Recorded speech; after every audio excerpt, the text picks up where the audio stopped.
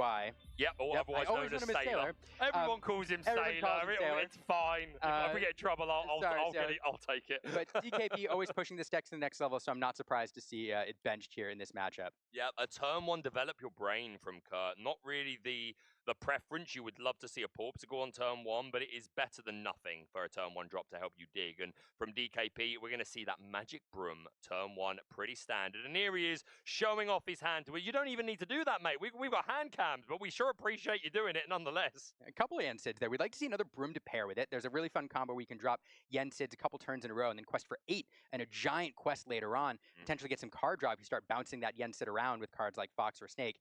And so, yeah, really interesting to see it here. I really want to see that combo in action. Yeah, it's really interesting how Yensid has suddenly come back into the Lorcana metagame. You mentioned recently a large third-party tournament. Yensid performing very well and winning the tournament. Yeah, performing very well. Performing very well. The wellest, the most well. Show me the lie, Liam. Show me the lie. But still today, some players also utilizing that. And DKP, again, we've talked all about him. Super experienced. He loves showing off this Yensid, doesn't he? He loves it. Yeah. Absolutely loves it.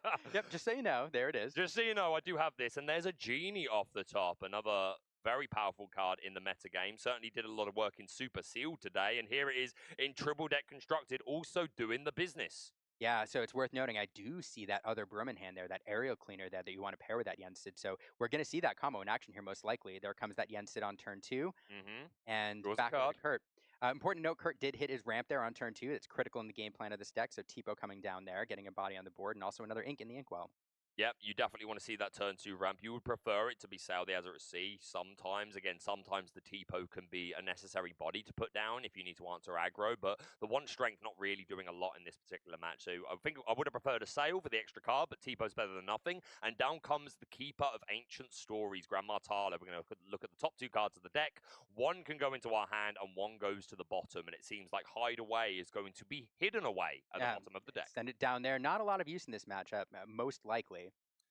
I wouldn't have thought so. There are 2 locations in DKP's deck, just 2 copies of Library Gift for Bell. Took him as a Fire the Cannons as well. Not hugely impactful in this matchup. Ruby Sapphire, not a lot of low, small characters. Obviously the Tipo, but if you cannons my Tipo, I go, fine. That's fine. Sure, you can do that. That's all right. But most of these bodies are a lot bigger. Oh, I do notice a one-off that Kurt Spice is playing. A Vicious Cheetah. Ooh. Scar, the 7-cost uninkable. We haven't seen him for a while. It's been a minute. I like a bit of Scar, if you didn't know. Indeed, I do. There's another Yensid. We're going to draw another card, courtesy of the Magic Broom, a Luminary Keeper on the board. We have that dock for a refuel later on in the game. Is that a magic card? No, that's the Aerial Cleaner. That's the Magic Broom. It's the Aerial Cleaner. Yep. There you go. That makes a lot of sense. Obviously, it's a pretty good Broom as is. A 2/3 body with Evasive that can answer things like Diablos, or you could boost up with a Crab. There are Crabs in the deck to take out a Genie or the such like. Yeah, that 2/3 stat line, pretty important. And then, yeah, that evasive answer for cards like Diablo, for Genies, etc., very, very good. And again, when you get to pair with a card like Yen said, we're going to see, this is the exact sequence of actions we've seen, the exact sequence of plays that made this deck so good in previous tournaments, where you get that Magic Broom, play a couple Yensids, and then you're going to see next turn, if those stick around, that Broom come down, plus all of them up, and get a powerful lore rush in a single turn. Yeah, rush, definitely one of a very powerful keyword and a very viable strategy in Lorcana from an aggro sense. DKP really weighing up this decision here. We're only on turn 3. But just goes to show how important every ink can be. If you played Lorcana, you know that there are games where you're like, I lost the turn I inked this. That was where it all went wrong. Went wrong. Worth taking the time. DKP continuing to be a showman, show off his hand, and hey, we appreciate him for it. Noting, so we did talk about the importance of the Aerial Cleaner, what it does. It did go to the Inkwell because we did top deck another Broom, and so we do have a second Broom to activate those Yensids, making that Aerial Cleaner not as important. Is it Aerial Sweeper? Aerial Sweeper. Okay, I thought so. I was like, that doesn't sound right. No, I need to double check. Aerial Sweeper, Aerial Cleaner, Aerial. Aerial nonetheless. But Grandma Tala is going to head on down to the karaoke club and give her best rendition of how far I'll go. So we're going to look at the top 2 cards of the deck. One will go into the hand, one into the Inkwell. Yeah, this is a turn 4, 5, or 3, 4, depending on if you ramp sequence. We see over and over and over again. Grandma Tala, an excellent singer of that song. Kurt clearly kind of on glide path on this deck, on script, doing what he wants to do. But Yeah, that and this broom just sat there. It doesn't need to turn sideways sooner than it needs to, right? It's fueling these Yen Sids and making them not only draw an extra card, but these Yen Sids questing for 3 if you have 2 other magic brooms on board. So we're going to see them in full effect here. Back over to DKP. He has that other broom, so we're going to see him drop that at some point, most likely, get full value out of those Yen Sids. Here it comes.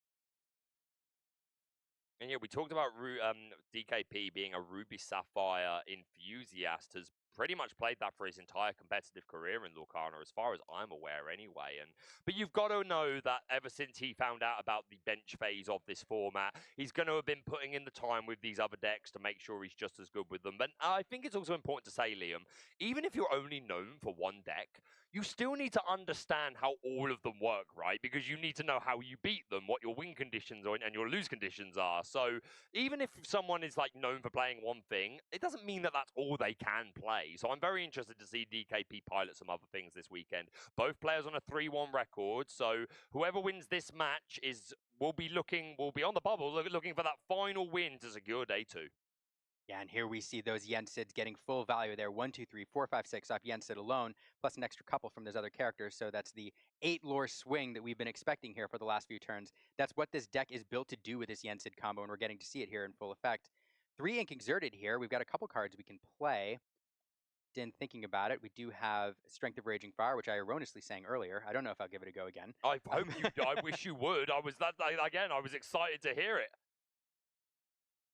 Yeah, man. I watched that last night. Great film. Well, if I sing it, you have to back me up. 100%, Liam. You know me. Absolutely. DKP really taking his time with this turn. Again, like, no problem with that at all. We have 36 minutes left to complete one game. So I think this is totally reasonable for the players to take their time a little bit here on these pivotal turns. We're inking Merlin Crab, and we're going to go on an incredible quest, Liam, getting 6 from the Yen Sid and 1 from each of the Magic Broom, and that a Obedient Raven? Is that? Yeah, Obedient Raven. That's the one. Yeah, and so we have the 3 Ink Exerted here, and choosing between several different options. You could play the Fox. We're going to bounce. It looks like the Fox is the choice. We're going to bounce something, and then a choice whether to banish the Tipo or trade into the Grandma Tala. Grandma Tala, not a huge threat on the board. It can banish, one of the Yen Sid, but also a Singer. Yeah, being a singer, I think. I mean, taking out a Yen Sid is bad. Being a singer, potentially better. So, yeah, I'd like to see the Fox take out the Tala here. But you may be tempted by, taking out the Tipo and surviving, right? So we'll see what DKP's got in mind. So numerous triggers here. I don't think we've bounced anything with the Fox just yet. So layering the triggers here, things going into the bag. DKP banishing the Magic Broom to get a card off of it, seeing what his other options are now, and that trigger for the Madam Mim still there and has to take effect here. And we're choosing right now which card to send back to hand, unless I'm mistaken. And it will be the Magic Broom, it looks like, unless we're going to banish that too. I don't think you're mistaken. I haven't seen a character return back to the hand. There's a Smee, a Doc, and a Genie, none of which have hit the board so far this game. So and draw another card off the board. So it's an interesting lesson here in kind of sequencing your actions in the bag and how it works in Lorcana, because there's a lot of people who would, in order to get Madam Mim on the board, resolve her effect immediately and bounce a character back to hand, return a character to hand, as it were, which you're required to do unless you banish her. A DKP seeing cards with his brooms first before deciding what he wants to banish. And so a great showcase there of how you can do things in Lorcana with the bag mechanic. Yeah, 100%. This Magic Broom, if you've played a character, you don't need to pop it straight away. You may indeed draw cards. If you played like a rabbit or something, you could draw the card and then decide if you want to pop the broom. No problem with that whatsoever. And we do opt to return a Yen Sid, and then the Fox did take out that Tipo. Oh, here we see it. The Grandma Tala is going to trade with that Fox, and down comes Scar. Vicious Cheetah, 7 cost, 6-5 is the stat line, I want to say. Yep, yes. Quest for 2, and the ability, Daddy isn't here to save you. When he banishes a character in a challenge, you may re-ready him, and works really well with the Porpsicles that you can pop to heal 2 damage from a character. I love this Scar. It's a fantastic card. There's another thing it does really well. He sings really well. He And in certainly this does. deck, there's a number of different 7-cost songs, or one particular 7-cost song that you love. One of the reasons he was so popular back in the day is because he is the perfect cost to sing Be Prepared. And so a little bit of insurance policy there. You can sing that song and then play characters to reestablish the board immediately afterwards. And it can be a one-sided Be Prepared in certain board states, right? Because obviously Be Prepared also wipes your own side, but this Scar Vicious Cheetah is just making challenges. So as long as he is surviving with that 5 willpower, and there are exerted characters, then you could really make a dent in an opponent's board with this Scar. Yeah, really nice one-of in this deck. I like it. It's 1 Scar, 1 Sisu empowered sibling, a 1 Hades, and 1 Vitalosphere. Those are the one-obs in Kurt's deck here. I'll say that again. 1 Hades Infernal Schema, 1 Scar Vicious Cheetah, 1 Sisu empowered sibling, and 1 Vitalosphere. Yeah, a lot of people don't like running 1-ofs because they're not terribly consistent. But one of the things about Ooh. this Sapphire deck, getting a Maui Half Shark in play here, did we? Yeah, So we played the Maui Half Shark, and then we sung sang a Pirate's Life with Scar, which means that Kurt's going to go up 2 lore, DKP is going to -2 lore, but the Maui Shark is also going to give us another 1 lore because we played an action. We talked about him singing. It's not Be Prepared, though. It is A Pirate's Life, another song that I feel like fits in Scar's range pretty Absolutely. well. I think Scar would 100 would make a great pirate. Hey, maybe we've got the Winnie the Pooh crew as pirates. That's true. Maybe That's one day. True. Scar Pirate. We called it here first. Captain Scar. Captain Scar. He would be the captain. He'd have to be the captain. Obviously. Or maybe the first mate, because he does betray his brother. Anyway, we're getting distracted. Genie has come down, and this Fox, we're going to pay 3/4, bounce the Diablo. I think this Genie's dry, so I'm pretty sure, yeah, so we can quest this turn if we so wish, but we then are giving a fantastic target for that Maui Half Shark, who does have evasive and can return the Pirate's Life to the hand, so I don't expect this Genie to turn sideways. And this Pirate's Life is going to be a card that looms really, really large in this matchup. DKP on this Amethyst list, he's looking to squeak out, after that initial lore burst, 2, 3, 4 lore a turn. Also looking to use cards like White Rose, perhaps, if he's running them. We know he's running the Giant Cobra there because we see one in hand to close out that last bit of lore. And having to get to 22 lore instead of 20 lore, which is effectively what a Pirate's Life makes you do, makes this match a lot more challenging. And once those Pirates' Life start getting looped with cards like Maui Half Shark, with Maui Half Shark, this match becomes a bit of a challenge. Yeah, 100%. But to be fair, if there's anyone who knows how to play against a Ruby Sapphire Shark build, it is going to be DKP, who is so experienced with it. So knows the lines, and of course this is open deck list, so no surprise. Well, there might be if you forgot, but the information has been provided. So that Maui Half Shark there is effectively shutting down a lot of questing. One of the strategies here may be to start building a wide board state and inviting the Be Prepared, perhaps. That's one of the ways that DKP can get rid of that Maui Half Shark, is forcing Kurt to play it. I don't know if that's the game plan, but it's one of the ways you can start to kind of dig out of this a little bit. You do also have Strength of Raging Fire here, so you can banish that if you get one more character on the board. DKP doing the math, trying to figure out, if these stick around next turn. What's my line going to be after I drop another character, sing Strength of Raging Fire? Let's see if these characters stick around. Yeah, could have got rid of the Scar that turn, but this Maui Half Shark is the real problem here because it's completely frozen our Genie and, of course, can recur actions. So definitely the bigger threat, but Kurt with another one in hand, ready to go.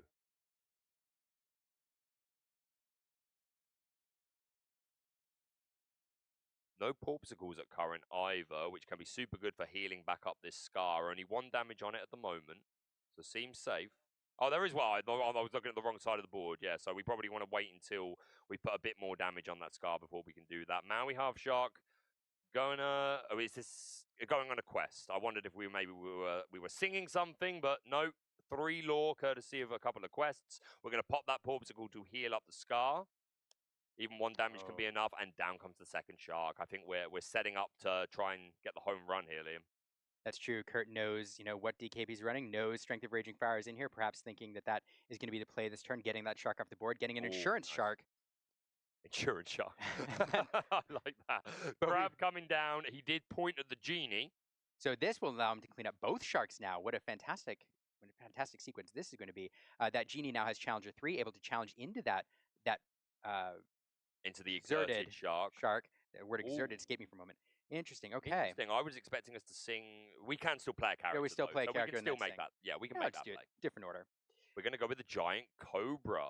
It Giant seems that way. Giant Cobra, a new card, lets you, from last set actually, Arcasia's Island, allows you So, to discard a card when you play it to gain 2 lore, but we won't see it played. It will instead go into the Inkwell. yeah, it was considering putting it down, and you can discard a card to gain 2 lore, but instead it's going to be ink. We're going to play a genie, draw a card, and that Madam Mim Fox is going to give her best rendition of Strength of a Raging Fire, 5 damage to the Maui Shark. Pretty good. Pretty good. Cleaned up both sharks in one go. Both sharks finished, you might say. Oh, absolutely. 10 lore now for DKP. Kurt does have that B prep in hand, so we do have the ability to answer this board should we so need. And hey, if we have Scar sing Be Prepared, I will be the happiest man in the world.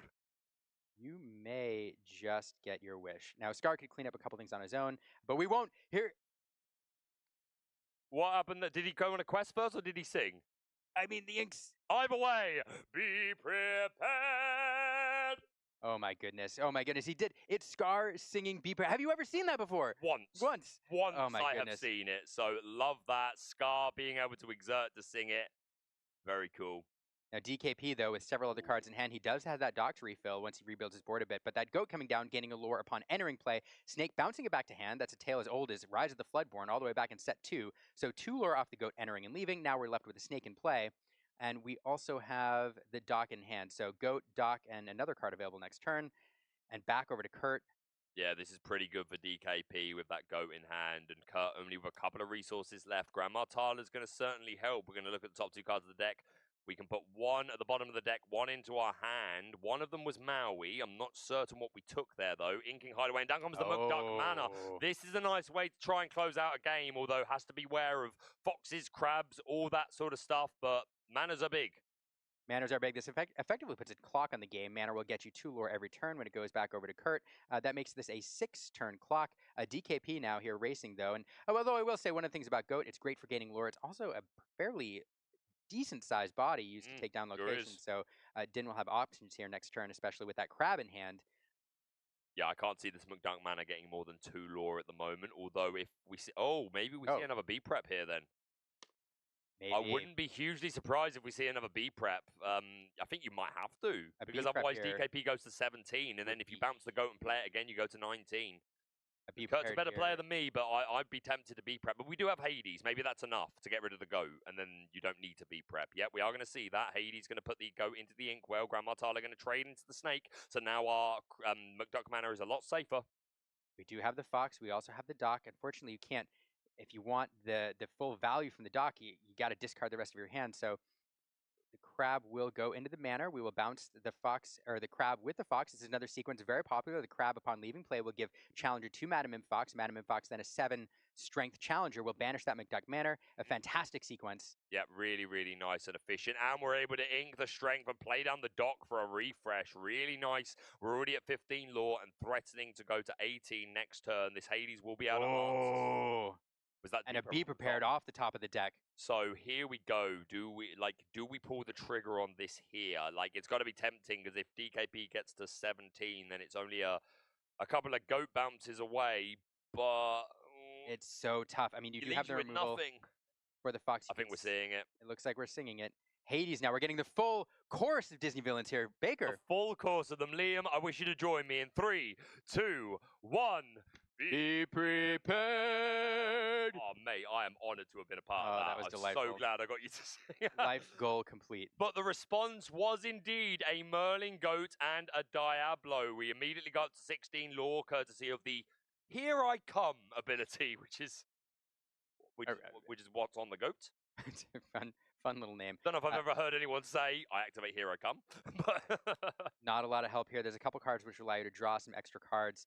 Nothing that will answer these immediately, though. We do have another Sail, a Grandma Tala there, which will get a body on the board. Yep. Kurt flipping through his options. Only a couple of cards left as well, and it's just a single fire the cannons in DKP's hand, which we don't expect to do a lot. This goat is going to represent at least one more lore under any circumstances. Doesn't matter how it leaves the board, it will always get to 17. This Obedient Raven also represents a card draw.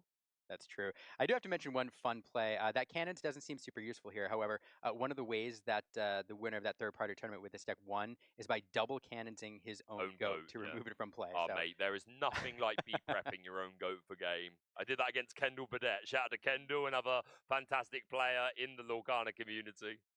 Down goes another Tala. We'll take a look at another two. We do have a super goof there. Super good with those super peanut powers. When you challenge, you gain 2 lore. Really nice burst potential. So it does have rush, so ability that may help here. Play T-Po. Did we ink a card from that? I don't think we did. I think we just played the T-Po for the body there, and then we've still got 1 card in hand, it looks like. Back over to DK. Yep, it's just the shark with the cannons On the fine. T-Po. There it is. A use for the cannons. Yep, there you go. DKP at 18 lore. This goat, what was the card in hand? It was a character. He just flashed it. It is a shark. It's a shark. I believe. A shark? Oh, right. You mean Kurt's hand. Sorry, I meant DKP. Oh, DKP. No, I did not see it. I'm sorry. I was going to say, like, oh, really? It's flashing again. Oh, very, very quick. We got a quick peek. I didn't see it. Might have been another goat, though. I'm not positive. Goat's always going to get DKP to 19 lore. You have to answer it this turn. But if you don't answer the Diablo as well, then that's a GG. This is not looking good for Kurt Spice. I have to be honest, DKP 2 lore away from winning this round 5 match, and that would take him to 4-1 and only 1 win away from day 2. But if Kurt Spice can do something about it, he certainly will. He's taking a look, seeing what's in the discard pile, the odds of what's left in the deck, trying to think of what outs there are available. And what is available? We've used a couple of B preps. A Pirate's Life would be pretty good. That super goof would do it with that. No, Grammatala, no, Grammatala's dry. Yeah, Grammatala's okay. dry. Yeah. So that super goof would allow you to answer both if you had one. But at the same time, the goat's going to go to 19, and then DKP. We're running Cobras. We've already seen that. That's true. I think there might be White Roses in the list as well. Let me confirm that. No White Rose, but Cobras and goats, obviously. It's a long shot. So I don't think I think you want Pirate's Life here to make yourself feel a little bit better about this game. We're going to sail. Draw how far I'll go. How far I'll go. Now we're not gonna. If we play the how far I'll go, we're not gonna have the ink for the Pirate's Life. Yep. That's the problem. Running low on resources here. You might have to sing it. We can sing it.